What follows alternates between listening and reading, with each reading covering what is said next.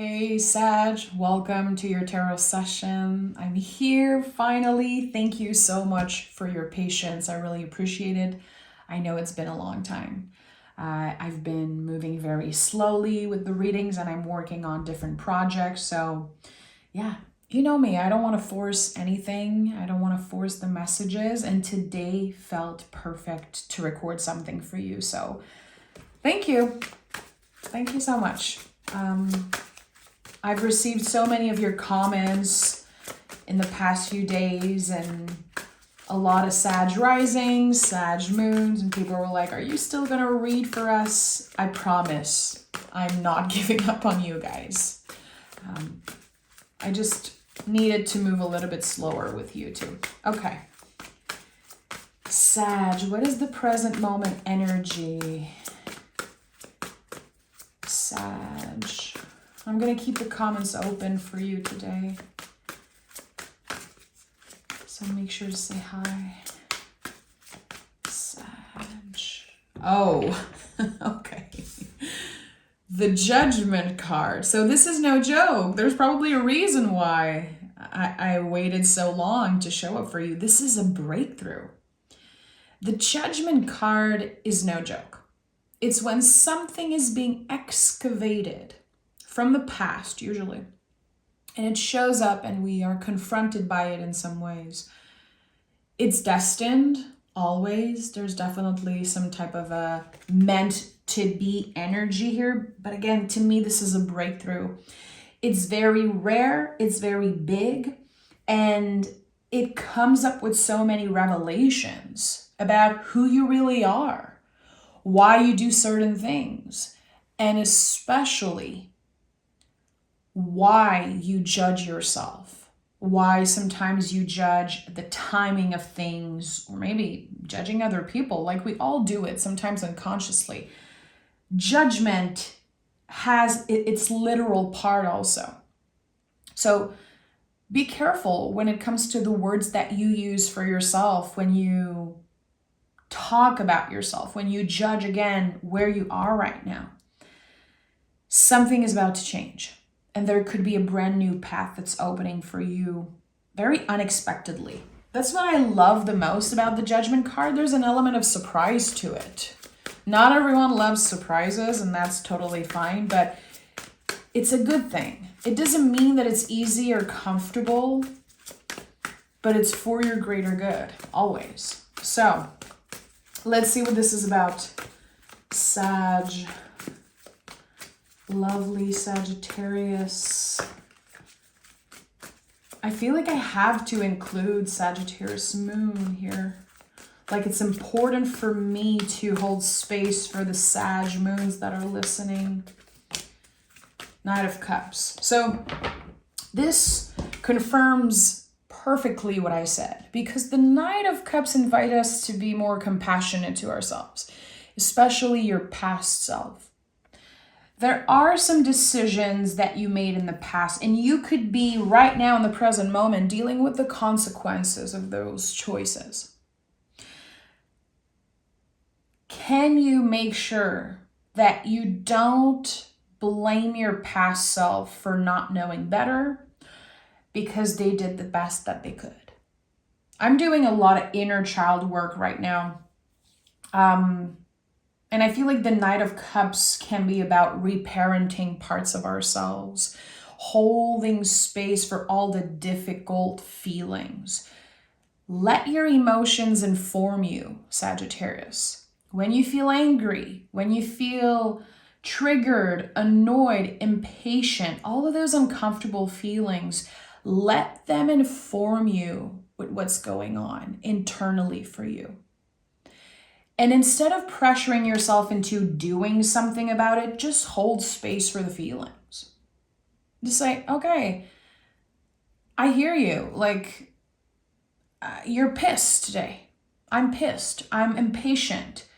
And I feel like there's so much pressure on Sagittarius being the optimistic sign of the zodiac, and you guys always being like positive and everything. You guys are still humans. Like, it's not your job to be the positive one. It's not your job to always lift people up and cheer. And at one point, we have to understand that the light is born in the darkness, that the darkness within us has its space. Like, we need to hold space for that. We cannot always force ourselves into only seeing the beauty in everything. Sometimes it's essential for us to try and see the beauty in something, especially if we're having a hard time moving through it. But I think that there's something about balance here, like accepting that you are a complex being with messy feelings, and that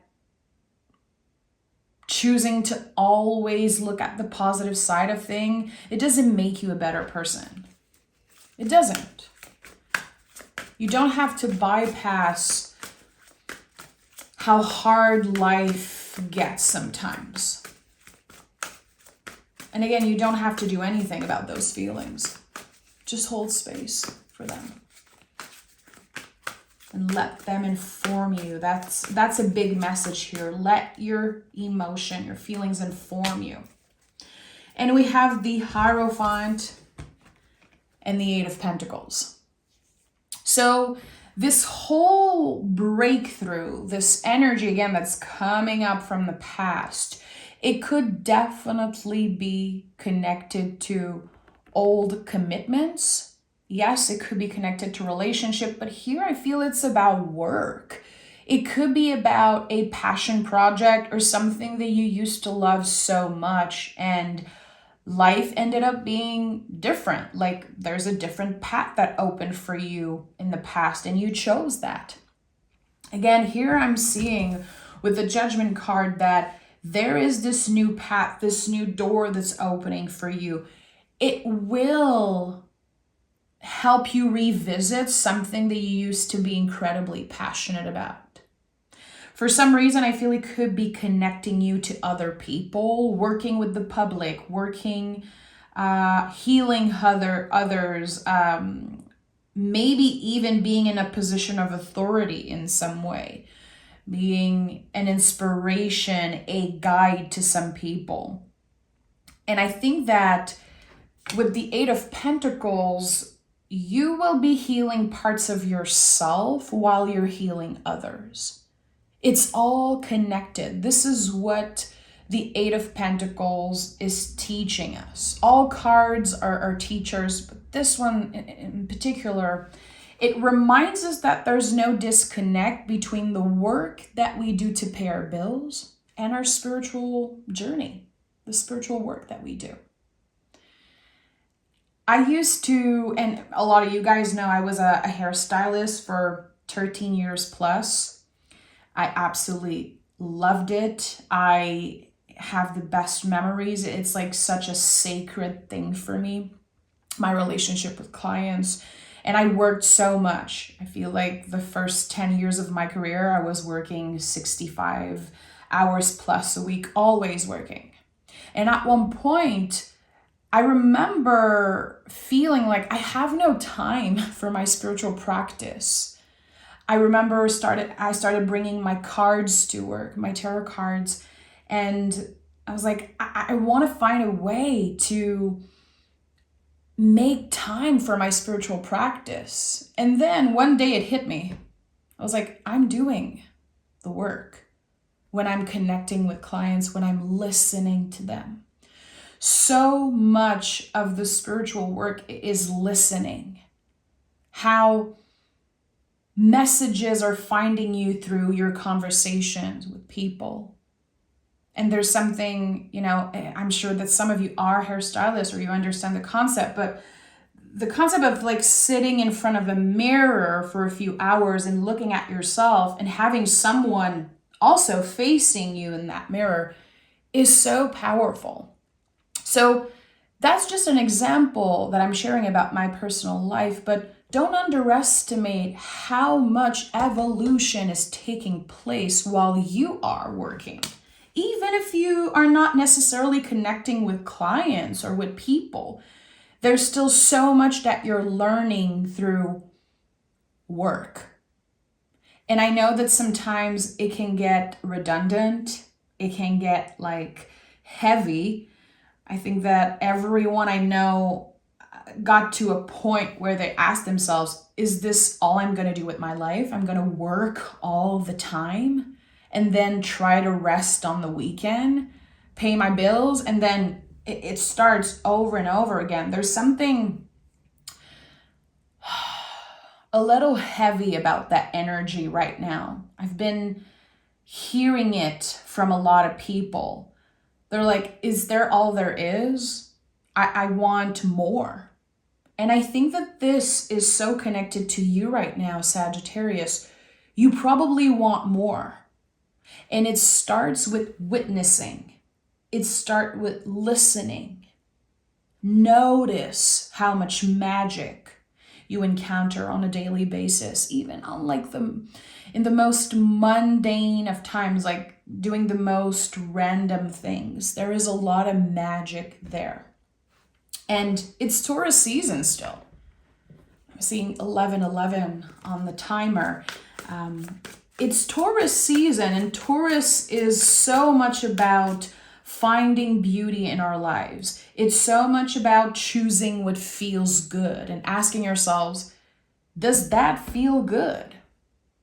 The energy I'm putting into this, the amount of hours I'm doing, am I feeling good after a full day of work? How can I take care of my body, my vessel, differently? Finding better ways to practice self-care, something that's always available to you. It doesn't have to cost anything. I feel like that is the biggest misconception with self-care. People are like, yeah, well, that's expensive. I cannot get a massage every week. Self-care is free. It's always accessible to you. So sometimes it's just about figuring out, again, what feels good and what is available to you right now. So, Seven of Swords is here. And Seven of Swords is such a good indicator that we wish we have done things differently in the past. This is like a little gray cloud following you around. It's not like it's overcoming everything. It's not like it's taking the whole place. It's always there. There's something that's very specific to you, to your own story, a decision that you made in the past, and it feels like you wish you could go back and do things differently. Like you haven't done enough. You could have done a better job. You could have done more. The Seven of Swords remind us that, yeah, we cannot change the past, of course. We have to accept that this is how it went. And it's connected to the myth of not enoughness. I think that we all go through this. We all go through seasons where we feel like we're not enough as we are, that we need to change something about the way we look. We need to, again, try to deconstruct everything that happened in the past, and it doesn't serve us. But the brain, the ego, is so loud in those times that we start believing that it's the truth. It's not the truth. You know what's true to you. And I think that you're still figuring it out. That's why the Hierophant came in. You're still figuring out what is true to you. Because I feel like in the past decade, even like 20 years, there were so much of your life that was controlled by other people. That I feel very strongly about this message. And it feels like this breakthrough, this judgment moment in some way, is helping you figure out, what do you want? Again, what is true to you? What feels good to you? And to let go of those old beliefs, those old rules that maybe you created for yourself or that others created for you. It's time to break free from that. And at the heart of your reading, you have the Two of Cups. And now I'm smiling because You are doing such an amazing job here with the Knight of Cups at holding space for the difficult feelings. That this cup is growing, it's flourishing. It really is a radical act to choose to do what we love. To show up in our relationships, at work, always showing up and choosing joy, choosing to express yourself in a very joyful, truthful way. And I think this is what you've been doing, Sagittarius, and this is going to pay off. Not only it's attracting more beauty, more joy and happiness in your life, it's also attracting a potential partner, a potential new friend, a confidant, a collaborator, someone who sees you. And I love this. I want to be very clear here that the tarot is never here to promise you that you'll find true love. This is not how tarot works. And all cards are a mirror. They are reflecting something about you that you're not seeing. And sometimes the Two of Cups, it's about remembering how special we are, how easy we are to love. And that there's so much about you that is magnetic, attractive, and worth it. You are worth it. This is like, for the month of May, I feel like this is your mantra, Sag. I am worth it. Why not do what feels good? Why not express myself through my clothes or changing my hair or just, again, choosing to be a happy person? Not, again, in a way that we're bypassing the difficult feelings, but because it's a choice and that you inspire people just by showing up as your most authentic self, your truest self. There's something here about that. If you've been feeling like you are due for a haircut, you want to wear more colors, you want to do something specific with your style, Sag, do it. Do it. I think that there's something here connected to reclaiming your magic, and it's connected to personal style. I don't know why this is coming up so strongly, but honor that. It's all part of this idea of doing what feels good to you. And we have the Wheel of Fortune. So I love seeing the wheel coming up with the Judgment card. It's like two very esoteric card. It's mysterious. It confirms that there are magical energies at work for us in this moment. And the wheel is always moving. That's the biggest reminder coming from this card. Even when you feel stuck, even when you feel like nothing's happening, you feel like you're moving through life with a gauze over your eyes. Like, I don't know what's coming up. I don't know what I'm doing. I don't know what is happening. The Wheel of Fortune is always moving in your favor. You're not necessarily meant to see it. It's not like the universe owes you a confirmation or a message or a validation in some way. It's your job to trust that, yeah, you are worth it and that good things are coming your way. Here, we have to remember that the Wheel of Fortune is number 10. It's major arcana number 10. So 10 is about completion. What old belief are you complete with? What behavior are you complete with? What judgment are you complete with? Is there something that you constantly critique yourself around? Because you're very, very good at supporting other people. You're very good at uplifting the people that you love. You deserve some of that love. A part of you is craving that tending and that attention. It's like your inner kid or your inner parent. There is a part of you that's like, I give so much to others, and at the end of the day, I'm left depleted. I'm like, what is left for me?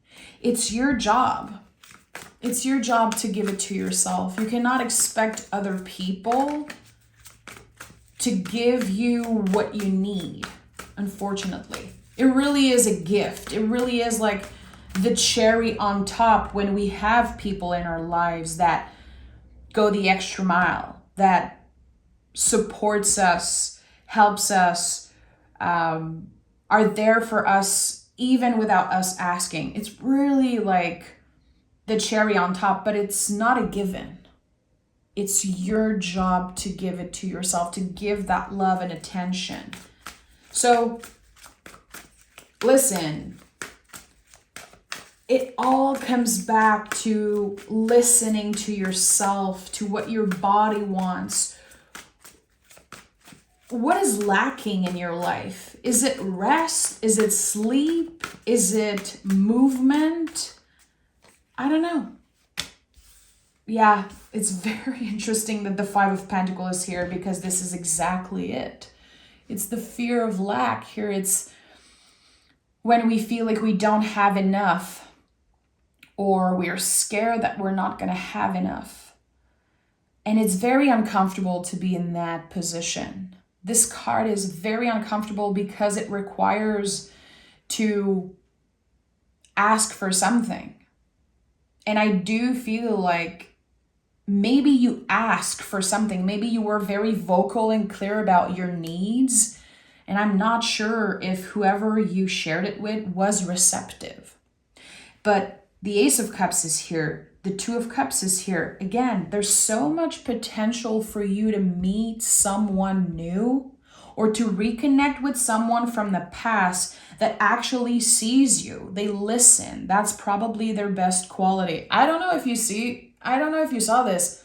My light literally flickered. Like, that never happens. That was so weird, guys. There's something that's meant to be, the Ace of Cups is here. You can see the yods here. The yods are connected to God, to the divine. All aces are divine gifts. The only one that requires hard work is the Ace of Pentacles.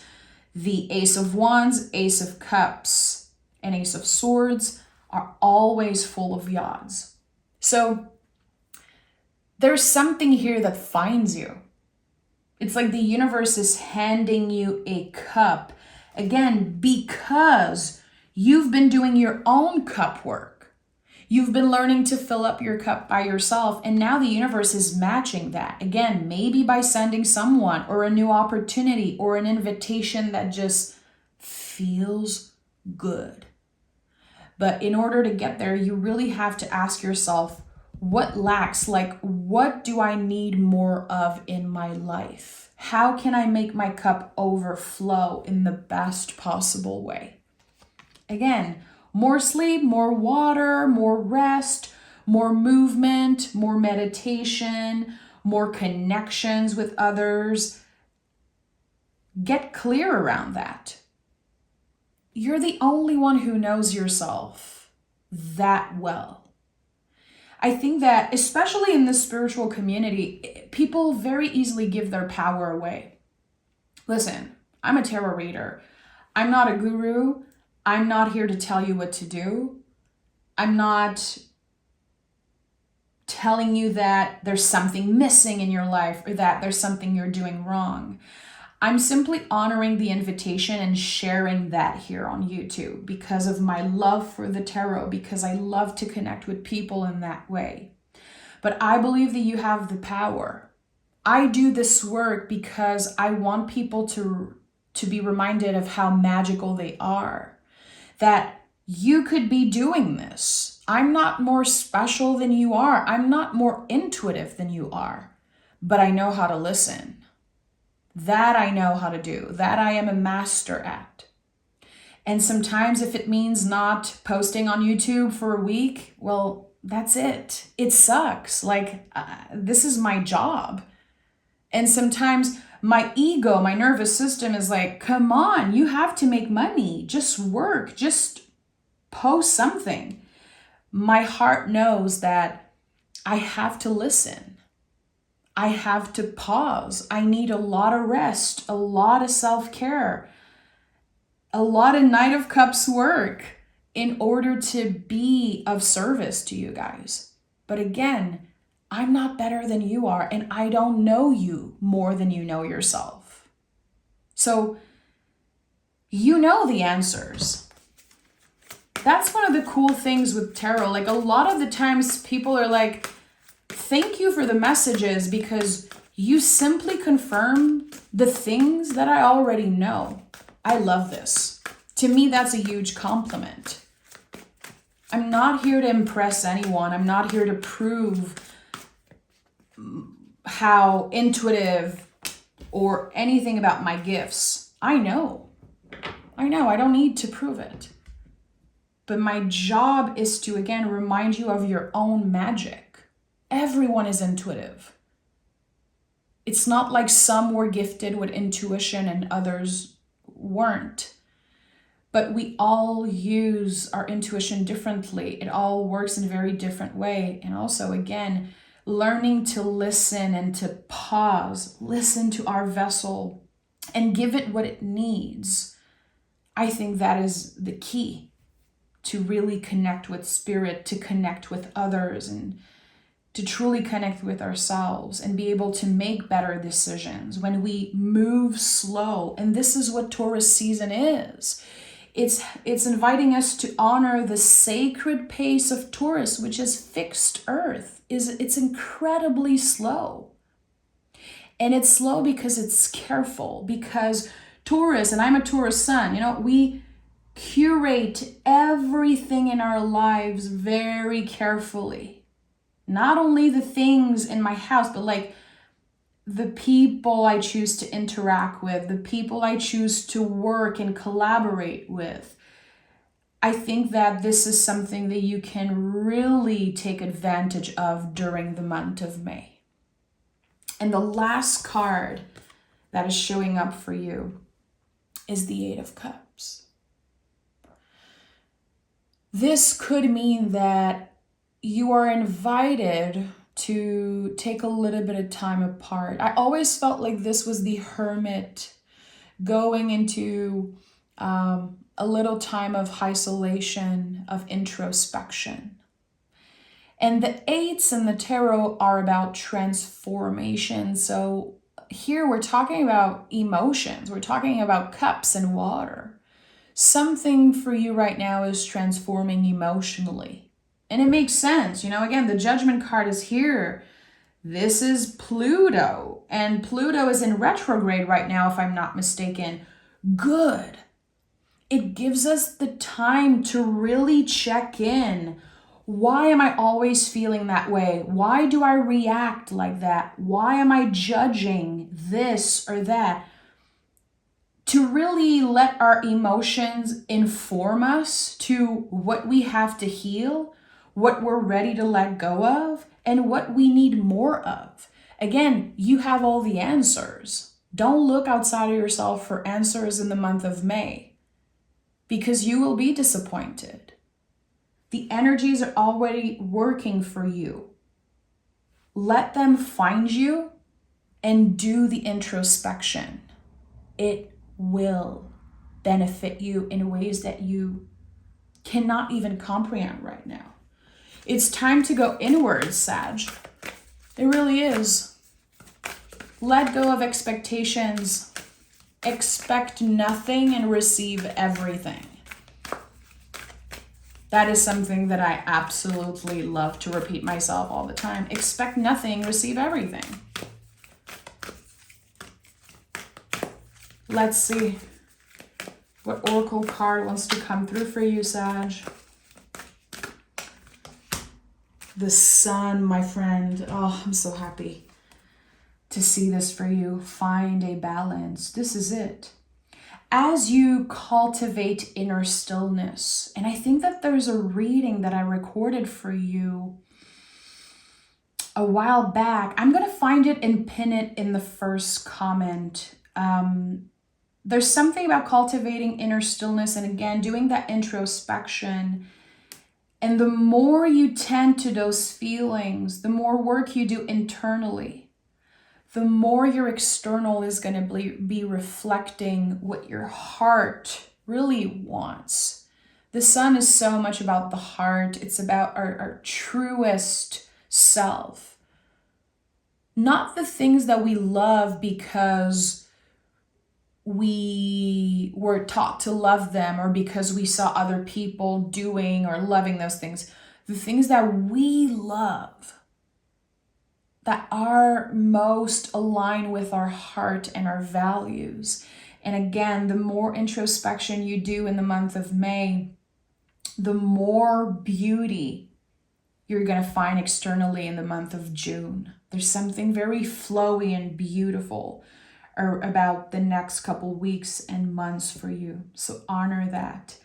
And if you work with the tarot, maybe take the sun card out of the tarot, put it on your altar, put it on your cell phone as a background, and meditate on that picture, meditate on that energy. The card of the sun is so special because it has the inner child on it. It's a reflection of, embodying like who we were always supposed to be when we're breaking up with old beliefs and old limitations, and especially the self-judgment. So I'm sending so much love your way, Sag. Thank you for being here. Again, thank you for your patience. And I can't wait to read your comments. So make sure to say hi and share whatever you want to share. It's always a pleasure to connect with you. So bye. Talk to you guys soon.